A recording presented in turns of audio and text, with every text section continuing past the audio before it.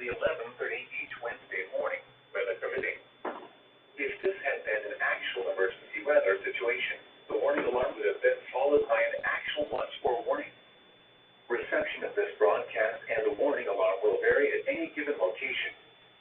This variability, normally more noticeable at greater distances from the transmitter, will occur even if you are using a quality receiver in perfect working order. To provide the most consistent warning service possible, the warning alarm will normally be activated for warnings in selected watches within a 40-mile radius of your transmitter.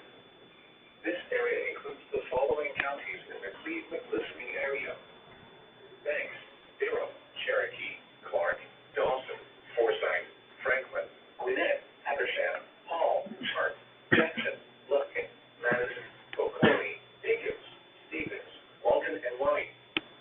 This concludes the weekly test of the warning alarm system. We now return to our normal weather broadcasting.